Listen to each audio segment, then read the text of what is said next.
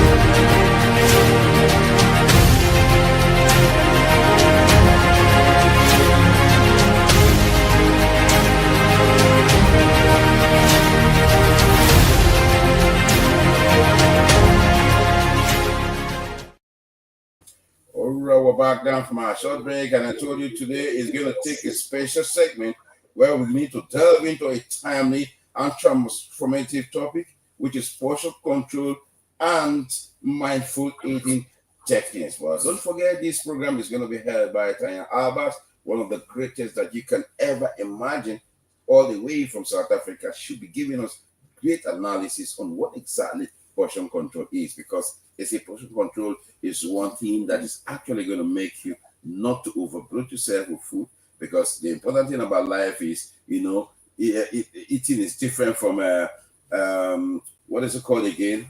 We live to eat and we don't eat to live. You understand? That's exactly what the lines goes. But however it is, let me leave it to Tanya Albert. I always give honor to whom honor is due. And Tanya Albert is a professional. Definitely, I'm going to hand it over to her so that she's able to analyze what exactly it is. Tanya, how you doing? Well, and you. Thank you for having me, and thank you for all the listeners and people watching. Yeah, that's great. It's been a while, I've been Yay. missing you for some time because your words have synchronized me, and it keeps me into the state where most times when I listen to your words, I don't feel like eating any longer. I'll just go home and just relax. That's Well, exactly. I hope you want to eat healthy, not just not eat. Yeah, your words most times just fool me up. Like, however it is, Tanya is going to be telling us what exactly portion control is. Now, Tanya, what exactly portion control is, and what technique do you think we should be able to apply, please? So when we look at portion control, it's about regulating how much food you're eating in a specific setting. And you're not necessarily tracking any specific information like calories, fats, and proteins. You're just looking at the portion. So you're focusing on the quantity that you're having. And the portion, when we practice portion control, it really helps us to tune into that mindfulness of eating, where we focusing on what is true physical hunger, what is our fullness cues, what are our hunger cues. And then we often, when we look at our portion sizes, we are able to also eat enough for what our bodies need so that we don't overeat. Where if you're looking at calorie counting, it's slightly different. Calorie counting is different in a way where we're tracking the exact numbers of calories that you're looking at. So you're weighing the food, you're logging the food, you use a numerical feedback, there's a specific energy balance, you're looking at specific macronutrients. And for some people, that can sometimes be a bit overwhelming. You get two different types of people. Some people want to know exactly what they're eating, so calorie counting works for them, where other people, they just want food freedom. So they just want to know what are they eating. Is it giving them the value that they need in their bodies, the nurturing qualities and the healing qualities that they need? Well, you've just had that from Taya, and she has explained to you, lots of people depend on the daily caloric intake to be able to measure how many calories they consume a day, especially having confirmed what their basal metabolic rate is. It's important you also know that. And some want to go for the qualities of what they eat, but the most important thing is the portion of what exactly they are going to consume. But at the end of the day, there seems some slight relativity from what I see. But however it is, Taya is going to tell us more about all of these. My next question to Taya right now is, can you explain how mindful eating works and how it helps prevent overeating or emotional eating, especially in a fast food based lifestyle? Absolutely. That is such a good question. Mindful eating is one of the most powerful approaches for building a healthy relationship with food. We don't want to constantly be stressing, am I eating the right food? Can I eat this? I shouldn't be eating this. What should I be eating? Especially in our fast-paced lives where we are so distracted by living from one task to the next, and we have all these responsibilities and obligations that we're working with, that we sometimes put our health on the shelf. But if we start practicing mindful eating, it can be very powerful. Mindful eating is when you are paying full attention to your eating experience. You're basically taking your plate on a date. You're not eating with distraction. You're not eating with judgment. You're not rushing when you're eating. You're not eating on the go. You're not eating while you're in your car or on your phone or in front of the television. It's basically engaging all your senses and becoming aware of your body's hunger and fullness, becoming aware of the taste, the textures, the smells, the sounds. That's all part of mindfulness. So you are eating with intention. You are eating with attention. You are eliminating distractions. You are listening to your body and the triggers that your body is giving. You are chewing your food thoroughly and you are eating slowly. And then you are also practicing gratitude as you are eating because you are in that moment. You are fully present when you are eating. So that's when you are eating mindfully. And it's not something you learn that you are born with. You have to learn how to do it. It's a muscle you need to practice to learn. Well, I think this answer goes to quite a lot of guys who find themselves in the garage that eat when they are driving, eat when they're on phone. As a matter of fact, some could eat even while quarreling, they are also eating. And that's exactly what we refer to as something that you don't need to do. But, in terms of mindful eating, you can't eat while quarreling, you can't eat while fighting, you can't eat Yeah. while driving, you can't eat while on phone, you can't eat while even whatever you try to do, Do you know why you shouldn't be doing that? you shouldn't be doing that. And trying to do that could lead to overeating because you exert energy to quarrel. And because you exert energy to quarrel, the food you consume will be exerted in that point that you need to consume, or that could lead to overeating. Thank you, Taya, because you always making my day, great because of the answers you give to me. Now, let me ask you the next question, please. How can portion control contribute to maintaining or improving physical fitness and preventing weight-related health conditions? So that's another great question that you are asking. When we're looking at portion control, it can help us to maintain a healthy intake in what we are eating. So we are eating sometimes when we are overeating or when we are emotionally eating or when we are eating not when we are paying full attention, we could overeat. And eating more than what your body needs, even healthy food, can lead to weight gain. So some people with calorie counts and they would say, okay, I need, let's say, 1,800 calories a day. So it doesn't matter what I eat, I'll just stick to 1,800 calories, but they're not really getting quality food. So there's two sides. You can either eat the calories you need, but you're not eating the quality you need, or you could be eating quality food, but you could be overeating on it because you're not eating for true physical hunger. So this is where portion control helps, that you eat the right amount for the goals that you want to achieve, be it maintaining your weight, be it losing a little bit of weight, be it building muscle if you are into exercising and muscle building. And it's essential that we fuel our bodies appropriately when we exercise, and that's portion control helps with that. Portion control also helps to support physical performance. So when we are overeating, I don't know if you've ever experienced it. When you're overeating, you feel that feeling of tiredness or sluggishness, or you've just had too much. Well, if you are undereating, it can use so much more of your energy and your muscle strength that you feel also tired and you're not getting through your day and you constantly have cravings. But if you're practicing proper portion control, it helps you to have the fuel that you need when you're working out or when you're exercising. It helps you to get adequate protein. I mean, we need protein for muscle building, we need protein for muscle recovery, and we need it for performance. And it can also help you to avoid blood sugar spikes and crashes, because when we have those blood sugar spikes and crashes, it leads to increased cravings, it leads to increased insulin resistance, it leads to increased fat storage, which we obviously don't want. And when we do portion control, a lot of listeners might relate to this. It prevents and manages weight related health conditions. So, if you think about things like obesity, when we do proper portion control, it reduces excess calorie intake and it helps us to manage our weight over time. Obviously, with obesity, there's more than one piece of the puzzle that helps us to lose the weight, but portion control is one of the keys that we need to focus on. And it's not about restriction, it's about eating mindfully and understanding, what does my body need? If we look at conditions like type 2 diabetes, when we practice portion control, it prevents us from overeating too many starches, too many carbs, too many sugars, which then helps us to have a better blood sugar control. And if we look at things like high blood pressure, if we practice good portion control that fits with what we need for our bodies, it encourages a lower portion control encourages a lower sodium intake. So sodium salt is something that can increase your hypertension and helps you to manage that better. And if you look at things like heart disease, when you practice good portion control, it reduces excess fat and cholesterol intake and promoting a healthy heart diet. So it really encourages balance in your nutrition, and it promotes that long-term sustainable habits when you learn how to portion control. So it's not about you can't eat certain foods. You just need to eat the right amounts and the right quality foods for your body, for your age, your gender, your exercise routine, and what you basically need. So you encourage habit formation rather than having quick fixes, something that's more sustainable.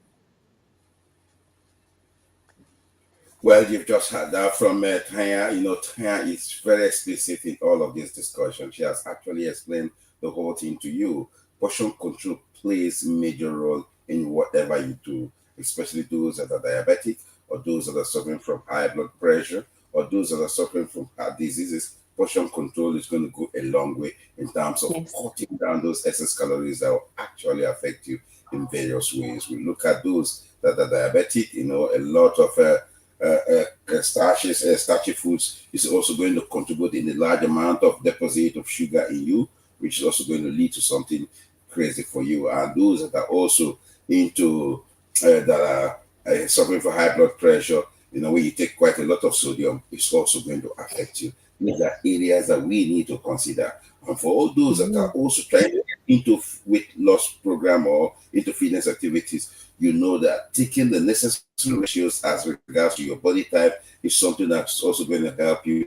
And that's where portion control comes. There is no way you go into a weight control program and the amount of energy you expend is far, far lower than the amount of calories you consume.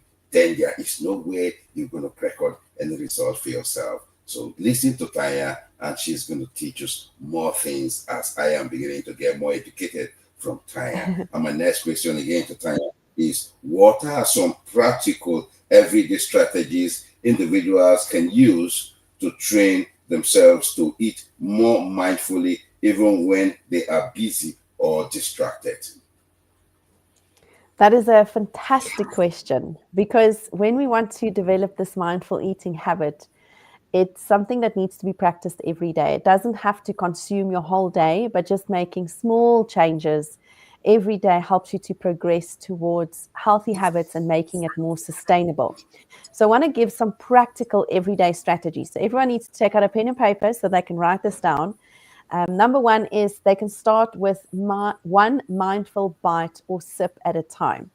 So at the beginning of a meal, pause your meal and fully focus on that first bite that you're going to take. Notice the textures, notice the flavors, notice the temperature, notice the aroma. Don't just like dig in there and eat as fast as you can. Just slow it down and take in every moment and be aware of every bite that you take. So that's an easy one you can do. And I mean, most of us eat 3 meals a day. So if you can practice mindful eating with most of those meals, maybe start just with one of them, one of your main meals where you're not as rushed, maybe your dinner meal where people are normally sitting and relaxing. Take that meal and focus on one mindful bite or sip at a time.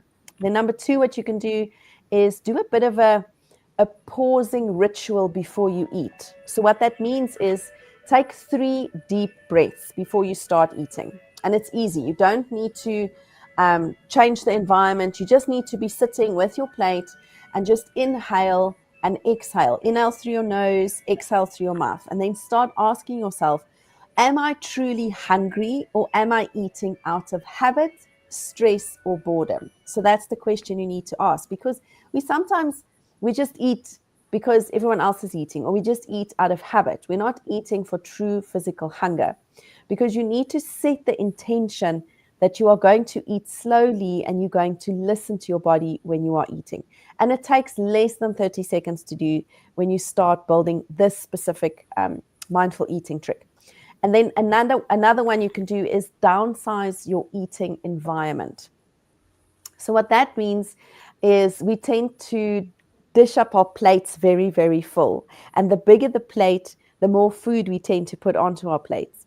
So if you start eating out of a smaller plate or a smaller bowl to visually encourage more appropriate portions, it helps you to then develop mindfulness and better portion control. So eat without containers or packages. Always serve your food on a plate so you can see how much you are having, especially when you're doing snacks and there's a big snack table. Don't eat out of the main snack bowl. Get a smaller side plate, put some snacks on the side plate so you can see how much you are having, and try eat at a table. It makes a huge difference because you can pay more attention to your food. You're not as distracted.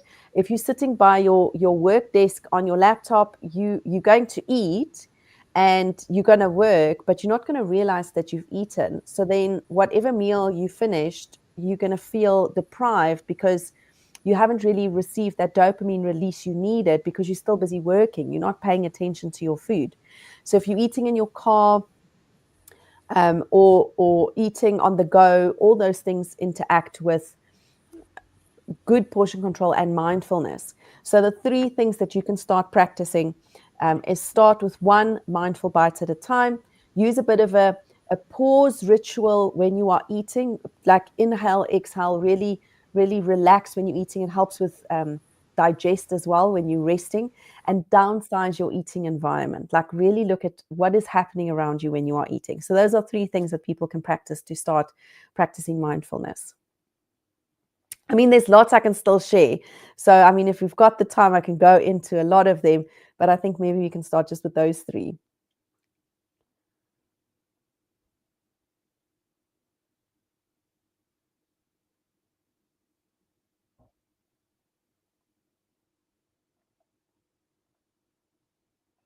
Okay, I can give you another one. Let me just start with one more that maybe we can also all work with, is try not to multitask while you are eating. So sometimes it can be very tempting to eat while we're scrolling on our phones. It can be very tempting when we eat, when we are watching television. I mean, who doesn't watch a movie without having popcorn? Most people do that. So try and don't multitask when you eat. Like really disconnect when you are eating and multitasking, it disconnects you from your hunger cues. So if you can't avoid multitasking completely, try to mute the TV or to put your phone or your face down for the first 5 minutes of eating, and then set a timer, just like 5 to 10 minutes to eat, so that you're not distracted. So that's something else you can maybe also try. And one that I like to always share is to, when you are eating with your utensils, try and put them down between each bite. So naturally, it will slow you down with eating. So you're not, like, while you're chewing, you're not putting food on the next utensil. You just put it down, wait for you to finish chewing, swallowing, and then you take the next bite. So it automatically helps you to slow down all of that. And so that's another one that you can maybe follow. Another topic that we can maybe also talk about that I feel is very important is, what role does rest and sleep play in regulating our appetites and our hunger signals, and also obviously portion control awareness. So when we're tired, we don't always realize what we are eating, and we lose our inhibitions very quickly when we're tired. So we don't necessarily make healthier choices. So when we are looking at hormone regulation and we are looking at how our bodies are affected by sleep, we have two hormones called ghrelin and leptin that play a huge role with hunger and satiety. And when we're tired, our leptin levels need to tell us that we're full, we don't need any more food. But when we're tired, that signal is not as clear. And the signal that ghrelin gives, which is eat more, you need to eat, is amplified when we are tired. So when we are a little bit more sleep deprived, or when we are sleep deprived, be it because of the dog or the kid, or stress at work, or whatever duties or obligations we've had, you feel hungrier than usual, and it's because of ghrelin. And you feel less full, and that's because of leptin. So those are like things that we can look at, is to look a bit more at sleep. So when we sleep deprived, it increases our cravings, and it also increases our impulses to eat foods that don't necessarily benefit our journey. I mean, when you're tired, you're not craving a salad. When you're tired, you might be craving chippies, or you might be craving more sugar-containing foods, or foods that don't necessarily benefit our journeys of what we want to achieve. If we have poor sleep, it can disrupt our portion awareness. We tend to eat more than what we need when we're tired, because we feel more satisfied when we're eating more. Our body is craving more energy, so we can be dishing up bigger portions. We could be eating more emotionally than eating for true physical hunger. So that all can also be effect. And then also sleep affects your metabolism and physical activity. So if you are tired, inadequate sleep reduces your motivation to move. I mean, if you're tired, you don't really feel like going to the gym, you don't feel like going to the walk.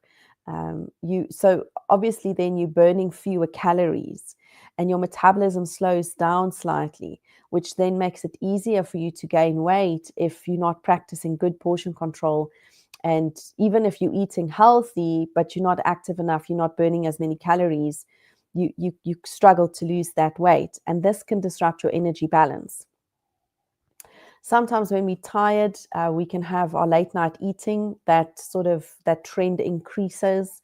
When we sleep deprived, it shifts our circadian rhythms, making us crave late night snacks. And it's because our bodies require that dopamine to be released, because we're so tired throughout the day, and eating is something that helps with that. And this behavior adds to extra calories that the body doesn't need. So since we eating because we're tired, we're having those extra calories that we don't want. So a lot of people ask me, like, how much sleep do we need to have for us to eat healthy? And the simple answer is, we need to aim for 7 to 9 hours, but definitely not less than 6. So most people would tell me, like, I don't get through my day if I sleep 7 to 9 hours. The thing is, you need to decide, like, what are you going to invest into your health? If there are certain goals you want to achieve, looking at your sleeping routine, looking how many hours you sleep is very important. People who don't sleep, or people who sleep less than 6 hours, most people, not everyone, most people who sleep less than 6 hours, if we look at the studies, they have a higher BMI, they have larger food intakes, and they tend to make poor food choices. So, practicing good sleep helps us to be more mindful and also helps with portion control. So I was just telling everyone about how sleep can affect our portion control. And I don't know if you want to maybe jump into how to do portion sizes for a typical Nigerian meal. I did prepare something just to show everyone if you want to jump into that.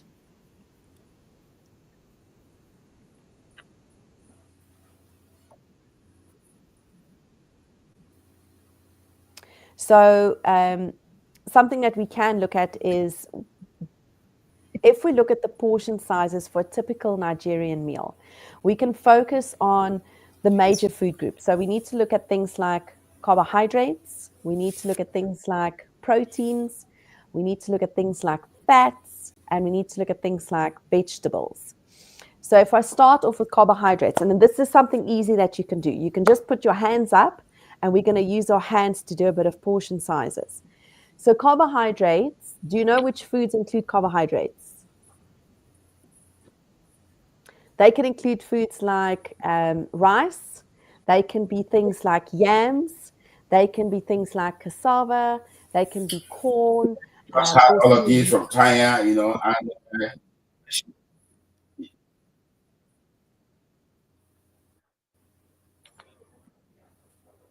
I think there's maybe a bit of a delay.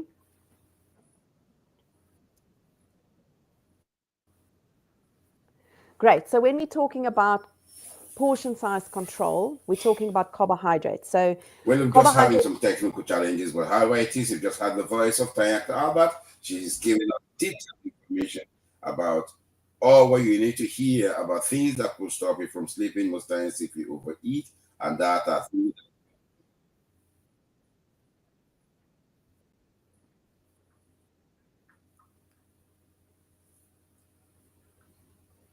Well, we'll be back after this short break. We'll just need to go on the break, and when we're back, definitely we're going to discuss more about these from Tanya. She is there and she is waiting to give you more detailed information.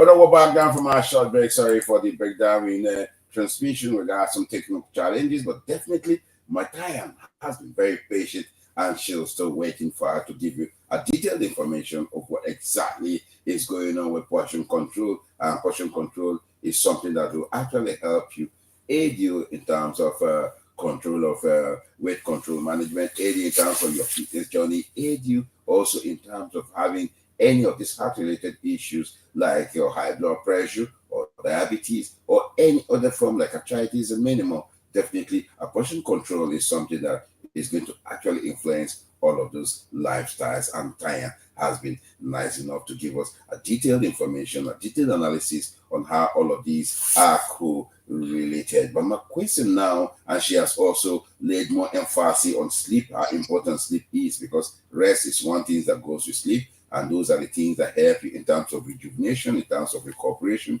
For those that are into fitness, rest is going to really help you in terms of recuperation, because you need recuperation for you to actually grow. And those that are also into bodybuilding wants to make extension of the flesh, you need rest in all your activities. You don't grow in the gym, you grow while resting. So you need rest to actually help you in terms of recuperation. And that takes me straight to the next question I have time right here, which is, can you give example of portion size recommendations for the major food groups like carbohydrates, proteins, fats, and vegetables in a typical Nigerian meal, which she actually did before? She mentioned the gari, she mentioned the cassava, she mentioned the yam, she mentioned all of those fibrous and granose, carbohydrates that Nigerians actually hack on. Nigerians eat some of these things, not just Nigerians alone, the West African regions, they eat all of these things. And that's why, to some extent, you see that they are on the big side, because they eat so much of these things. And it's not too good to eat more of it, especially when you're on the big side. You consume too much of carbohydrate. It's also a problem, because you need to eat your body type, you need to eat your blood group, you need to eat something that is relative to what exactly your body should contain. For those that are endomorph people, which is on the big side, make sure you eat things relative, or the amount of ratios of carbohydrate you're supposed to consume. For that, we won't want to bother Tanya to go into that. Well, let's take it to the next one. How can someone manage portion control in social settings, like parties or buffets, without feeling deprived or embarrassed? So that's a fantastic question. I don't know if Hello, yeah, that's a Tanya. fantastic. Yes, can you hear me? I can hear you clearly. Hello. Hi,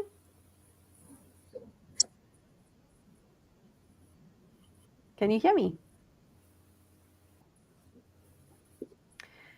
I can hear you very well. Yes, I can hear you. Great. So I just want to jump back Yeah, I can to, hear you. How can someone manage portion control in social settings, like parties or buffets, without feeling deprived or embarrassed? I can hear you very well. fantastic. That's a very good question. So when we're managing portions in social settings, like at parties or if we're at gatherings, the key is mindfulness, and the key is planning and using some subtle strategies that you can keep in your pocket that you can take with you. So before the event, set yourself up for success. Eat something balanced, eat something healthy, or have a snack just before you go, so that you don't arrive overly hungry. Because when you sometimes go to a party or an event, the food is delayed so long and you're snacking so much before you get to the main meal, that by the time you get to the main meal, you've overeaten already. So maybe have a small meal with a bit of protein, fiber, and some healthy fats that you can look at, and just to have before you go. And then set a personal intention. Like, tell yourself before you go, I'll try everything I like, but I'm going to try it in small amounts. I'm not going to overeat on it. I'm going to have one plate and not two plates of food. And if I want to have dessert, I'm going to have some dessert if the dessert looks good, if it's something to have, if it's worth it having, but I'm only going to have a small amount of it. So you're setting yourself up for success before you've even gone to the party. And then during the event, using some subtle, smart strategies. So um, before you serve, before you put the food on your plate, go through everything. Go and see what is available. Go and see what are the things you really want to have, the things you're truly going to enjoy, and only put some of those foods on your plate. Don't just grab the first thing that you see. And then use a one plate rule. This is really important. So take one plate of food and make it balanced. So half your plate, you can put your veggies and your salads on the plate. So that would be like two hands full. Half your plate needs to be veggies and salads, and skip those heavy dressings. Don't put lots of sauces and creams on. Then quarter of your plate, you can put your protein. So that could be your chicken, your fish, your beef, your goat, whatever proteins you're having, or even your beans, that should be quarter of your plate. And then your carbs and your starches, which are your cassavas and your yams and your rice, that should be another quarter of your plate. And divide your plate up like that, and then add a small indulgence after. So do have a small piece of cake, do have a small piece of whatever you really, really want. But try and, yeah, you can control it like that. And then I mentioned earlier about the smaller plate. So this helps you to portion your food better. So if it's available, grab a salad or side plate instead of a big plate, and then take small portions of multiple items so that you're not feeling deprived. You're having something of everything, but you are controlling your portion. And as you are eating, sitting at the table, enjoying the event, have a nice conversation, chew your food, swallow before you ask another question. Try and, have a nice conversation with everyone so that you're distracted. So you're not just focusing on eating, eating, eating, finishing, and then you're watching everyone else finish their foods and you feel like you want to have more. Rather, eat slowly, try and take the longest to finish your plate of food, because that helps you to then control your portions there.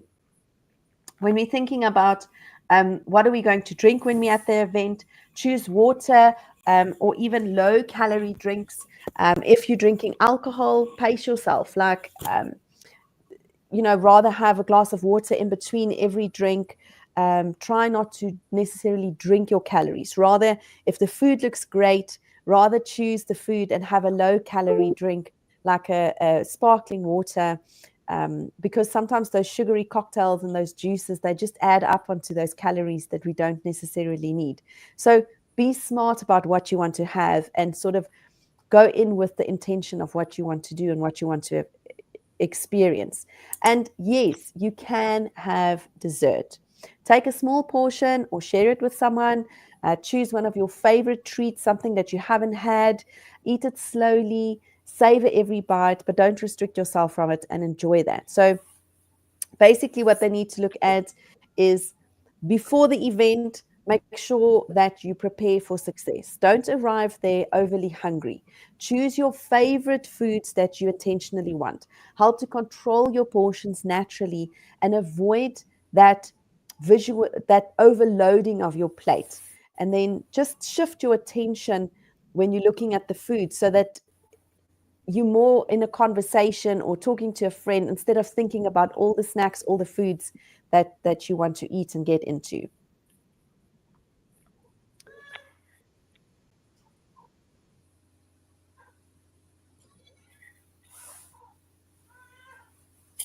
Well, it's just had that, and I'm highly impressed that by her analysis, and these analyses are what everybody waiting for.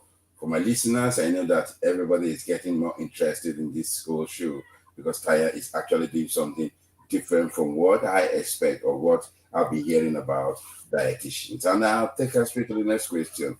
Are there any psychological or emotional techniques that can help people deal with cravings or emotional hunger through mindful eating practices?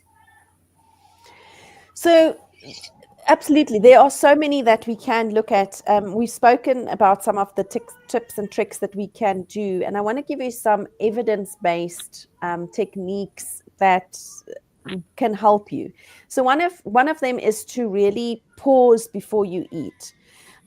So before eating, pause for about 30 seconds and then ask yourself, am I physically hungry or is something else going on?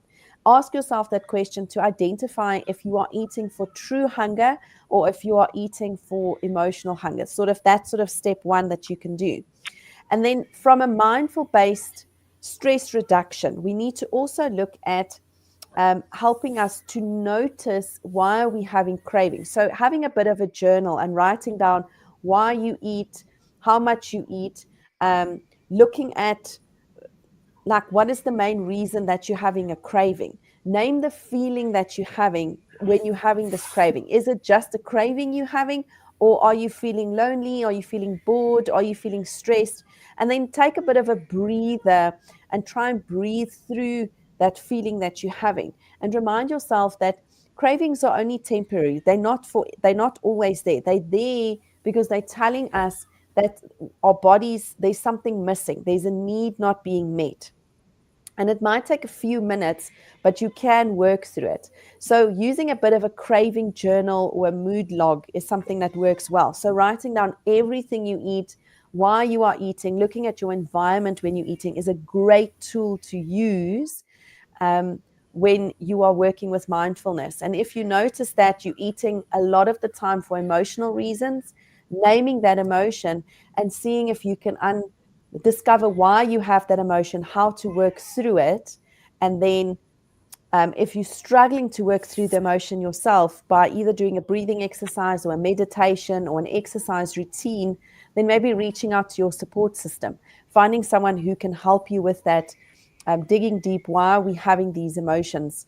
So that could be something that you can also do. Another really nice trick is to make a bit of a coping list. So this is sort of like a mindful alternative list. So if you're feeling like you're having these emotional hungers or these cravings, go to your go-to list where you either take a short walk or do a bit of a stretching exercise, listen to some calming music, call a friend, sip on some herbal teas, do a bit of coloring or journaling, and then also breathe deeply for about 2 minutes. So those are also some of the tips and tricks that you can follow. But there's lots that we can talk about. I mean, this question is so packed. Yeah.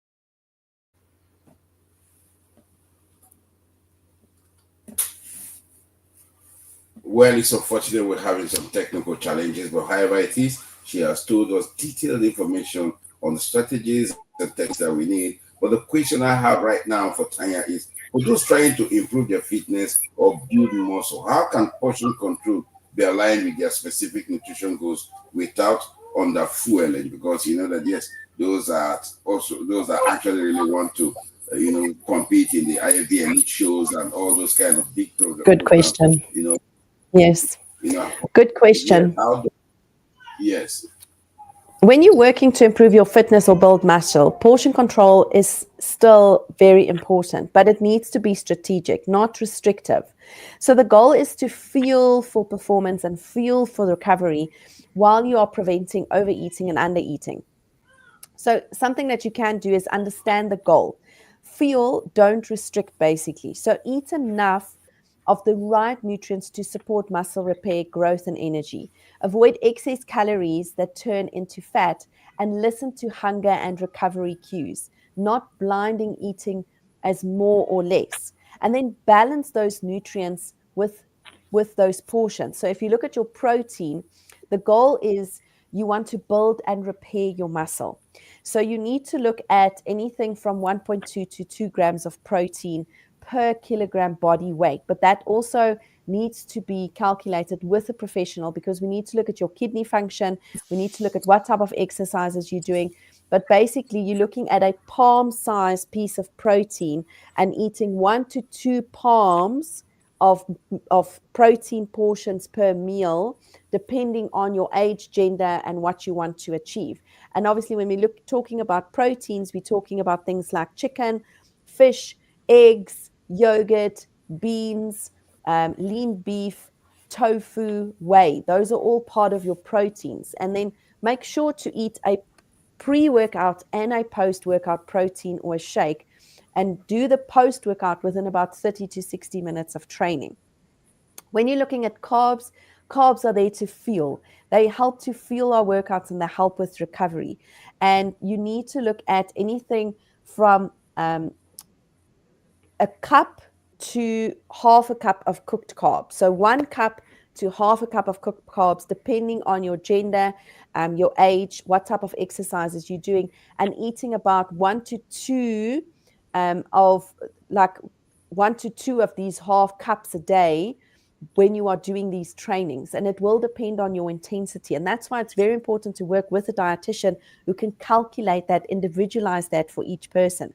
When we're looking at carbohydrates, you're looking at things like, you're looking at rice, you're looking at sweet potatoes, you're looking at cassava, you're looking at yams, you're looking at whole grains, oats, even fruits would also fall into that group. And then obviously fats are important. We need fats for signaling in our body, for hormone health. And we normally focus on like a thumb size fat portion in every meal. And you need 1 to 2 thumbs per meal. So good fats would be things like avocados, olives, seeds. You also get fat from eggs. You get fat from palm oil, which needs to be used in moderation. You get fat from coconut oil, which needs to be used in moderation. But those are all the types of fats we get. We get it from fatty fish as well. And healthy fat supports testosterone and joint health. So don't skip on the healthy fats. The healthy fats are the avos, the olives, the seeds, the fish, the fatty fish that we need to get. That helps us with that. And then if we're looking at vegetables, so vegetables, how does it help my training program? It helps to give fiber, it helps to give micronutrients, it helps with satiety. So normally we need two hands full of vegetables for each meal. So vegetables would be things like okra and spinach and tomatoes and cabbage and broccoli, bitter leaf. Those type of things are all veggies that we need to include, and they help with digestion, they help with fullness, they help with recovery. And it's the main aim when it comes to vegetables is go for color, go for rainbow colors. Don't just eat white stuff on your plate. You need to have lots of rainbows. And then watch your liquids when you are eating, because high calorie drinks like malt drinks or sweetened juices, they can add unneeded bulk that we obviously don't need. And be portion aware with things like nuts, oils, and dressings, because yes, we need to eat nuts because they're healthy fats, they're good for us, but we can sometimes overconsume them. So this is where portion control comes in again. And then use meal timing to your advantage. This is where your pre-workout comes in, your post-workout comes in, and then nighttime eating sometimes as well, depending on the person. But this again has to be discussed with your professional who's working with you. So if you're doing pre-workouts, it's normally 1 to 2 hours before, where you need to have a bit of carbs, a bit of proteins before your training session. Your post-workout is within 30 to 60 minutes of your training session. And this is where you need fast absorbing proteins and carbs. And then for night times, when you are building your muscles, you need a protein-rich meal before bed, which helps that overnight recovery. So depending on what time you go to bed, it can either be part of your main meal or you need to include an extra snack at night. So those are things that you can also do. But listen to your body. I mean, use your body's cues. How does fueling help with your fatigue levels and your energy levels and your performance in the gym? Those are all things that you can look at to help. Well, you've just heard from Tanya. She has given you all these details that you need to hear. She has spoken very well when it has to do with the fast, especially those form of insoluble fats that you need so much. It's those ones that will actually help you for your transportation.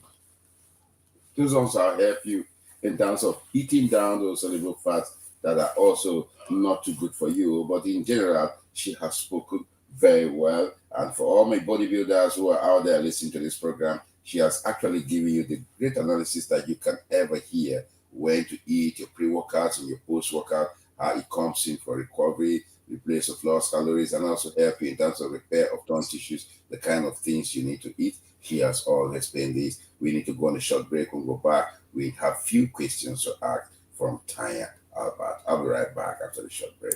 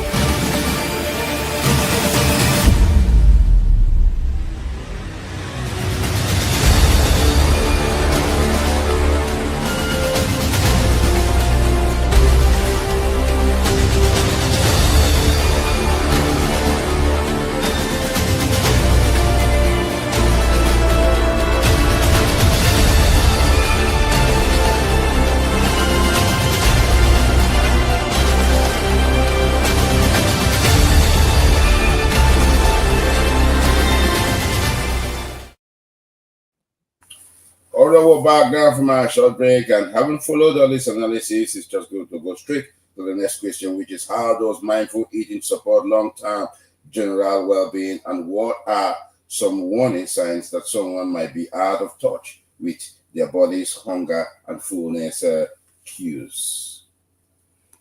That's a fantastic question. So, when we're looking at mindful eating, it encourages individuals to be fully present during meals. They pay attention to their hunger, they pay attention to the taste, the texture, the satiety cues, rather than eating on autopilot. Eating because, I mean, eating is so automatic. We were born to do it, and it's something you're going to do until the day you pass.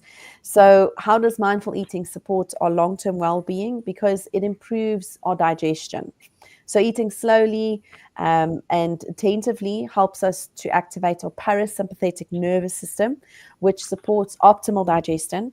And if we're looking at weight management, mindful eating is recognized to help with understanding what is true physical hunger, what are your fullness cues so that you don't overeat.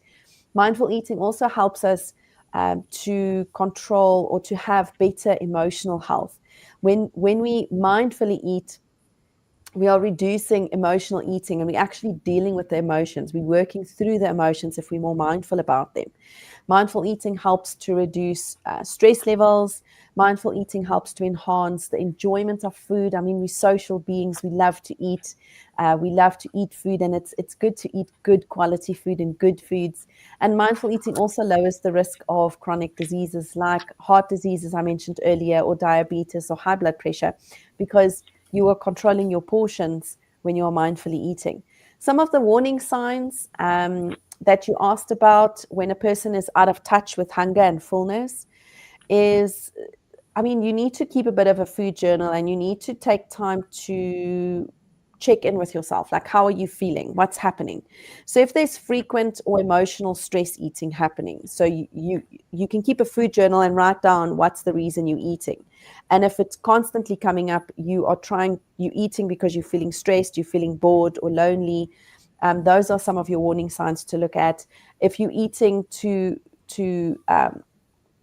if you're eating a lot past the fullness, so you constantly overeating and you have that uncomfortable feeling like you need to unbutton your pants because your stomach is so full, you feel nauseous. If you're skipping meals without noticing any hunger, if there's mindless eating that's happening, there can also be food guilt or even obsession about food. So there's that constant preoccupation with food choices and feeling guilty after eating. Those are some of your warning signs. And some tips I can give is to reconnect with your hunger and fullness cues. And we mentioned it before in the show, is just pause, take some time when you are eating. Pause before eating. Ask yourself if you're physically hungry or emotionally, or are you emotionally triggered? What is the main reason that you're eating?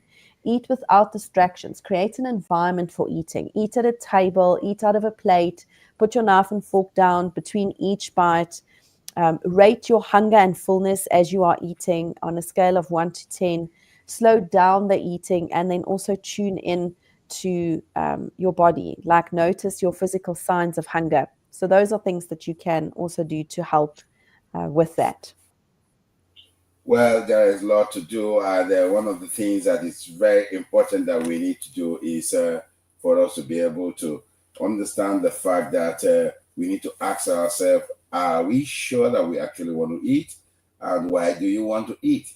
It's not just the fact that people are eating so you want to eat, or it's just the fact Correct. that you're so looking nice that you want to eat, or because it's looking very enticing and appealing, you want to eat. The question is, are you actually hungry to eat?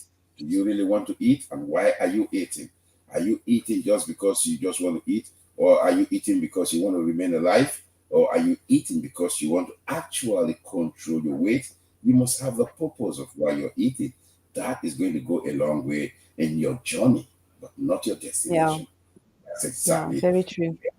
We just need to go straight to the next question here. If we don't really have the time, I enjoy time a lot. And in what ways can practicing mindful eating help improve digestion and reduce bloating and support better nutrient absorption in relation to overall wellness and rest quality?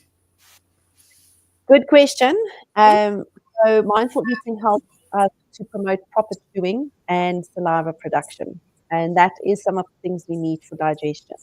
So if we eat slowly, um, by chewing properly, we're breaking the food down into smaller pieces. So our bodies, it finds it easier to digest. And more chewing means that we produce more saliva, which contains enzymes that start digesting carbohydrates right in the mouth. And better chewing reduces the chances of swallowing excess air, which sometimes causes bloating and gas if we have that. Mindless eating also, as I mentioned earlier, activates your parasympathetic nervous system, which is rest and digest mode. So mindful eating encourages a calm and relaxed state during eating. So you're not rushed, you're not stressed, you're not eating on the go. And when you're relaxed, your parasympathetic nervous system stimulates digestive secretion. So you have more enzymes, more stomach acids, and more bile. It improves normal gut mobility, and it also supports nutrient breakdown and absorption. But if we are stressed or distracted, eating triggers the sympathetic, the fight or flight response, your stress response, which then slows down digestion and can cause discomfort and bloating. So it's important to relax when we're eating. And mindful eating also helps with enhancing gut mobility and prevents overeating. So if we're paying attention to our fullness cues, it helps us to avoid overeating. And if we're eating appropriate portions, it helps us to prevent slowed digestion and bloating caused if we overeat. We have bad digestion and bloating.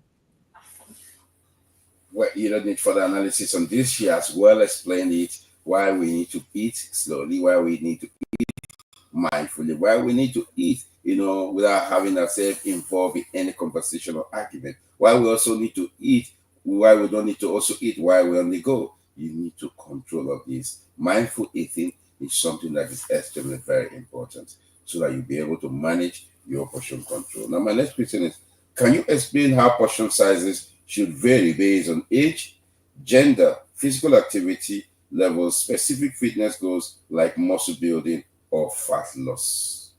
Absolutely. Portion sizes aren't one size fits all. We know that. It needs to be tailored for different factors like age, gender, physical activity, and your fitness level. So, if we're looking at age, children would eat different portions compared to adults, where teenagers would eat very different portions compared to geriatrics. Our energy needs are different when we get older, and our nutrient requirements also differ. So that's something that will be different between men and women. We have different basal metabolic rates. So therefore, we would also eat different volumes of food. Just on that, like men would tend to have a higher basal metabolic rate, meaning they can eat larger quantities compared to females. And then physical activity. If you are sedentary, you're not moving a lot, then you don't need a high calorie intake. But if you're highly active and you're an athlete, you need larger portions to meet high energy. So if you're an athlete that's exercising every day, 2 hours a day in the gym, you can't be eating less than 2,200 calories a day. You have to be eating more than that, depending on your, obviously, gender, age, and exercise. But a lot of clients come to see us and then they're under eating and then they don't understand why they're not building the muscle they need to build. And it's because they're not fueling properly for what their body needs. So if you want to get to your fitness goals, let's say, for example, muscle building, you need to eat larger portions, especially your protein rich foods that support muscle repair and growth. There needs to be sort of a calorie surplus, so your portion sizes are increased across different meals. And carbohydrates are also important. A lot of people who do muscle building believe they shouldn't be eating carbs, but carbs are important because they fuel your workout and your recovery. And they also need to be slightly bigger. So when you are looking at shakes, if you're using meal replacement shakes for like pre and post workouts, they should have carbs in them, not just protein. If you are eating specifically for fat loss, you're looking at smaller portion sizes, focusing on calorie deficit, but you're looking at nutrient dense foods. So you're looking at fibers, lean proteins, and healthy fats. And your protein portions remain relatively high to prevent muscle mass loss, but your fat portions will then decrease. But for every person, it's very individually based, and it needs to be, you need to sit with a professional, a dietitian or a nutritionist that can help you to calculate your unique program for you, be it male, female, young, old, highly active or not so active, because there's not one size that fits all. Well, I want to thank Tanya very well for her time, for her patience, time, for all the information she has passed on. I really want to appreciate her because it's beyond a classroom. For me, I believe I'm well informed. I am educated. I am happy about all I've had.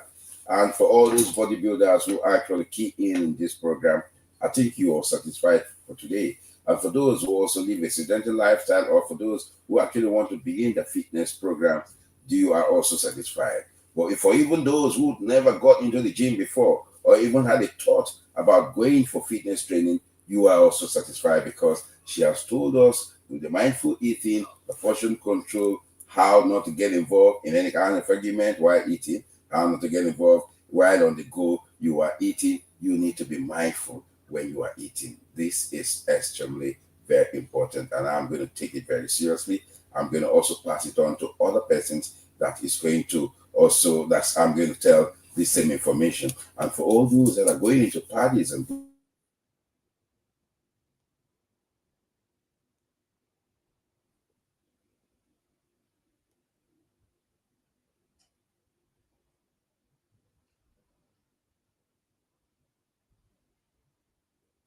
to go in as much as you want to eat.